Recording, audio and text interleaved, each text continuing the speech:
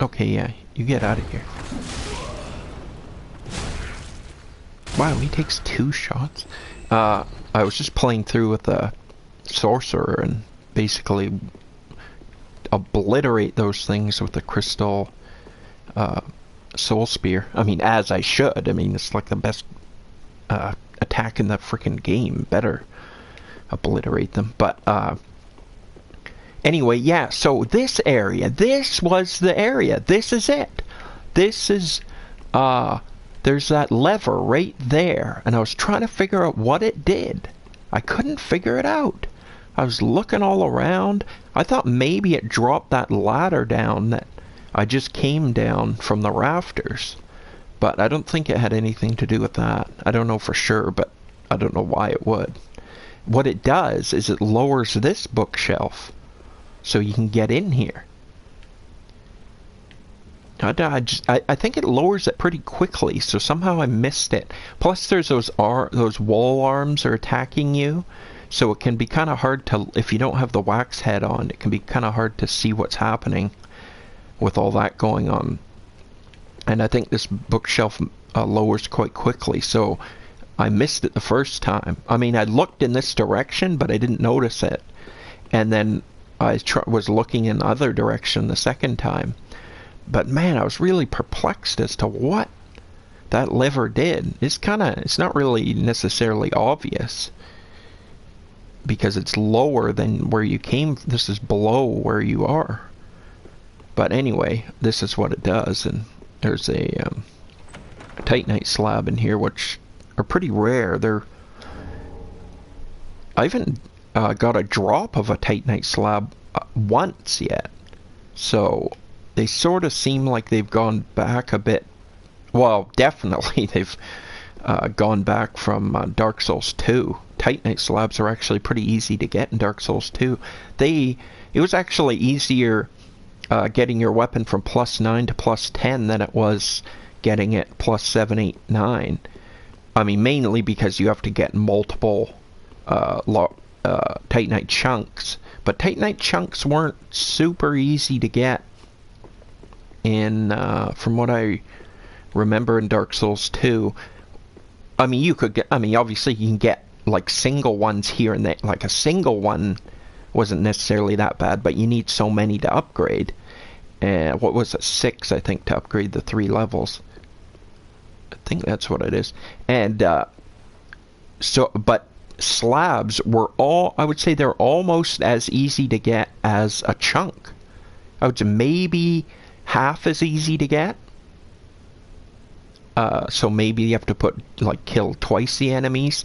But even so, that'll get you 2 chunks versus 1 slab. But you need 6 chunks to upgrade all the chunk upgrades, whereas you only need 1 to get the... Like if you're wanting to take the weapon to 10, you need 6 chunks, but you only need 1 slab. Because you could kill those statue things that would come alive in the castle right before the end boss. And there's that room with all the rune sentinels and those castles, and they were unlimited, although you could join Company of Champions anyway, but they were unlimited, and they would drop slabs fairly regularly. And there's so many of them, and they're right by a bonfire, so even if they weren't dropping them like crazy, you could kill them pretty quickly, especially in New Game. They were pretty tough enemies, but by the time if you're fighting them late in the game, you can arrange good rings and good weapons and all that, and you can kill them fairly easily. And even if you die right there, there's a bonfire. Bottom line is you can go through them pretty quick and get a lot of slabs. Whereas Dark Souls 1 was horrendous. Just getting 1 slab that wasn't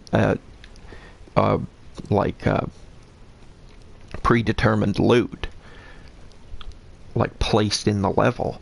Getting like a slab to drop was an absolute nightmare. It almost felt like it was easier just to go through the entire game again. It probably, it's questionable. It may have been easier to you may get more slabs per hour going through the game again.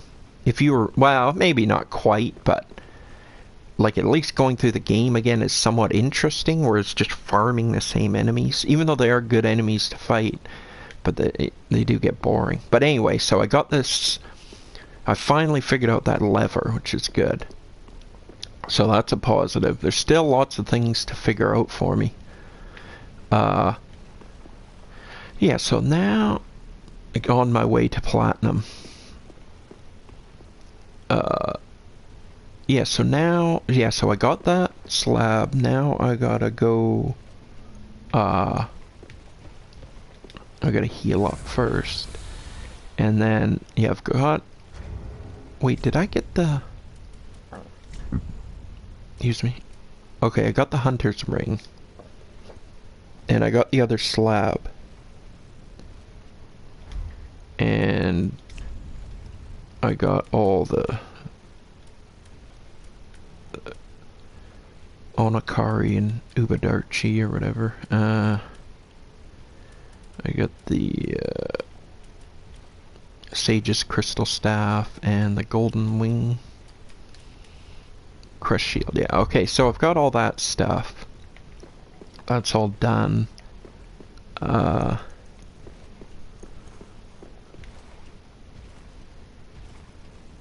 Yeah, I guess I gotta go.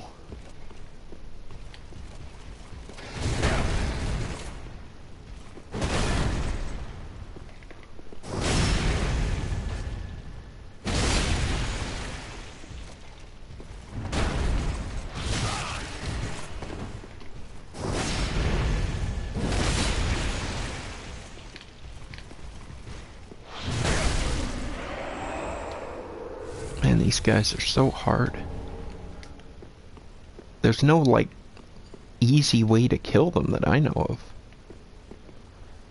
They're just absolute dungeon sponge. Absolute damage sponges. And, unless you sneak up on them, then they're easy with the club. But, yeah, so anyway, I want to... What I need to do now is... I got this open, right? Yeah, okay. Yeah, so I'm gonna refresh my Estus.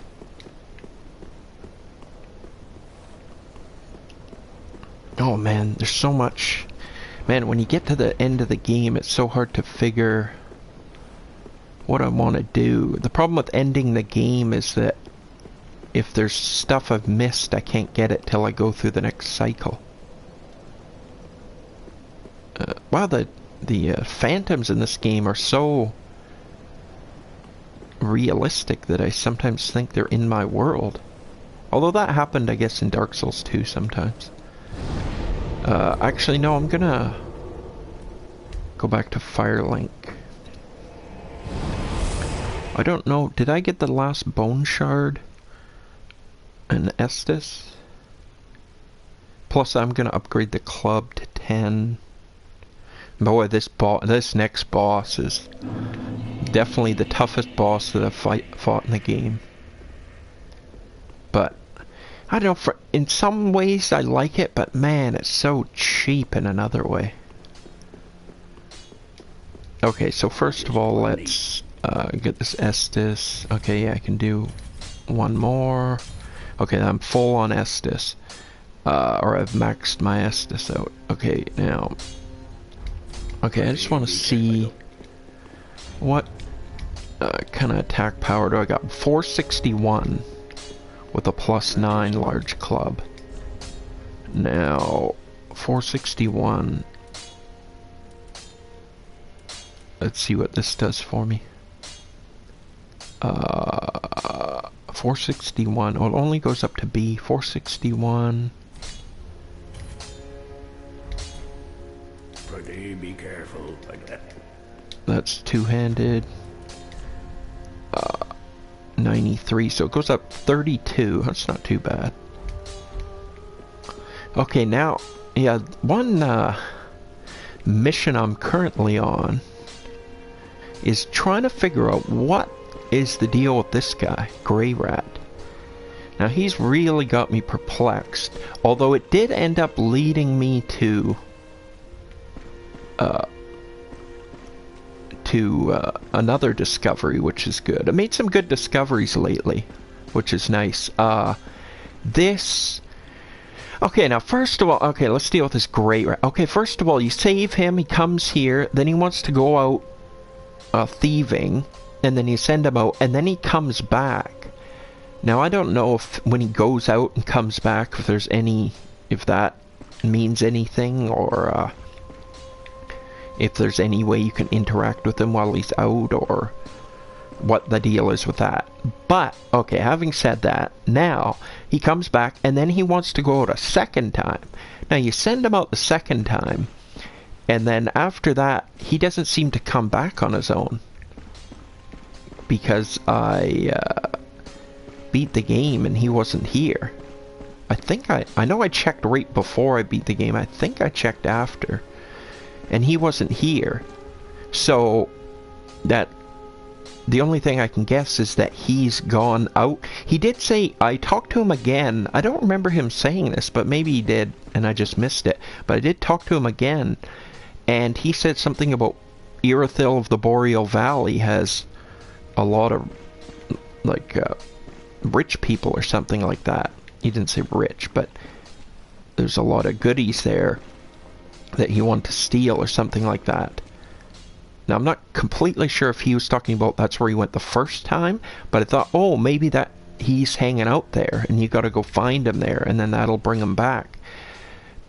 But like, one of the reasons why I definitely think he can bring him back is he sells items. Normally, I don't know, it just seems like it would be weird for somebody who sells items just to disappear and not be able to buy them. I mean, I'll never say never with Dark Souls, but it just seems like it wouldn't be the case, so it makes me think that he's out. There's some way to bring him back. I don't know if he's out in a level somewhere, or what, but I went through all of the Boreal Valley. I tried to cover like every square inch, and I could not find him. But one thing it did lead me to discover, though, is that lady that you meet over here,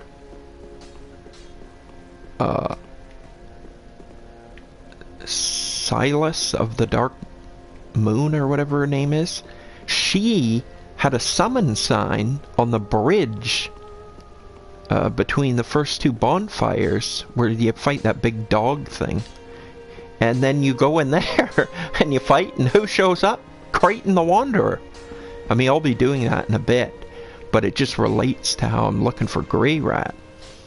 Now, so I didn't find Grey Rat, which was definitely annoying, because I have no idea what... I even went back to his cell where I originally found him, he wasn't there either. So I have zero idea what is going on with him. But I did find that summon sign, and it's not an online summon sign, because it's there when you're offline, like it's just an NPC summon. And then you fight Creighton, which is... you're basically a no-brainer, because I tried to let her die to Creighton, and she did, but then it just lets you be summoned by her again. So there's really no benefit to dying, or to her dying. Or not even a benefit, there's no even change as far as I can tell. You just keep getting chances till you win. Creighton's very easy too, I'm not sure what...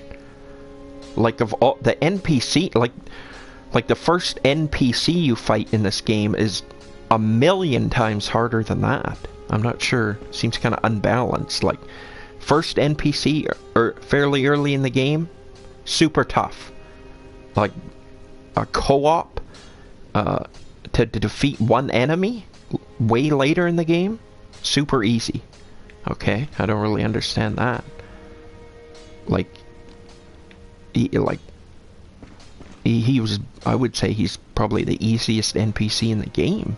I guess I am a high level, so maybe I'll think differently. But you have to be a certain level just to be at that point. Well, unless you're purposely not leveling. But